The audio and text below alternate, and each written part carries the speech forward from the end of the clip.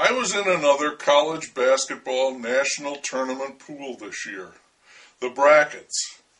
And this time around, it struck me that being in this pool is like life. When you start out, everything is fresh and clean and you are full of hope and optimism. You may have based your picks on blind luck, each choice a flip of the coin. Or maybe you follow the sport and you know something about many of the teams and the players. You may even factor in coaches and matchups. Additionally, you may do a little homework before you make your picks. That isn't cheating, it's preparation. A quick survey of some newspaper articles or magazines, or you flip on some sports talk on the radio or TV, or even better, you jump on the internet and see what the experts have to say, pick their brains. Just as there are knowledgeable stockbrokers who follow the market for a living, so there are hoop brokers, bracketeers, who have the inside dope on how this is all going to play out.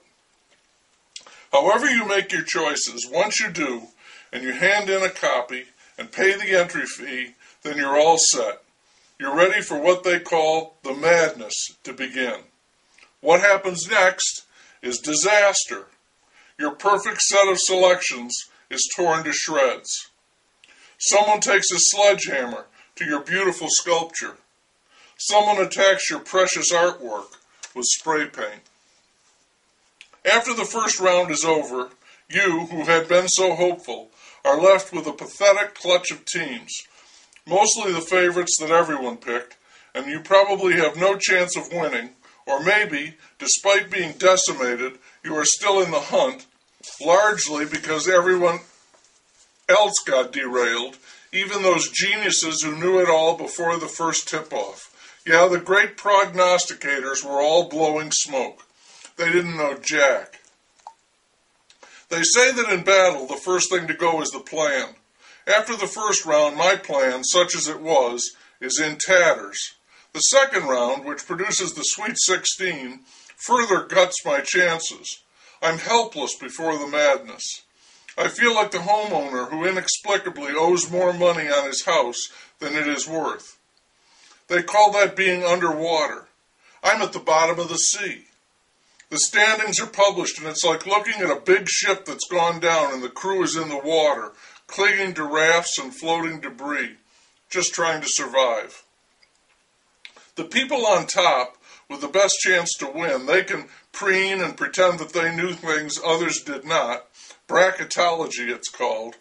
And they may even believe this, but the truth is that much of what happened, as in life, was unforeseeable.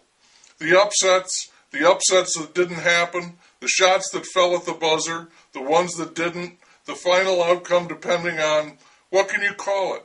A slurry of luck, brilliance, poor decisions, on and on, just as in our lives. You stagger on with the scraps you have left, thinking, I'm still alive, anything is possible, which is almost, but not quite true. The tournament never plays to form, but there are smaller patterns, recognizable outcomes within the chaos, as the 16 dwindle down to 8 and to 4. By this time, you're most likely out of it. Or maybe this is your year, maybe you still have a chance. If you're alive, it feels like something of a victory. The eventual winner gets the honor and the loot, but even they did not escape without substantial damage. The odds of picking it all right are too formidable, the variables incalculable. There is no way of breaking down the madness. And when you hear, after it is over, about someone who did, who got it all right, that's just the final stroke of madness. When the two teams square off for the championship, they call that the big dance. And for consolation, which you may need at this point, I will offer you the advice in the song appropriately named The Dance. The entire song applies perfectly to this tournament. CBS could cut a video using the song at the end of every tournament, play it each year while everyone who filled out a bracket can reflect back. But I'll only give you the refrain. I'm glad I didn't know the way it all would end, the way it all would go. Our lives are better left to chance. I could have missed the pain, but I'd have had to miss the dance. Despite suffering my annual humiliation, along with the loss of $10, I'll be back in the pool again next year. I could do without the pain, thank you, but I do not want to miss the dance. It turns out, as the songwriter knew, they're inseparable. That's the madness of it all. That's life.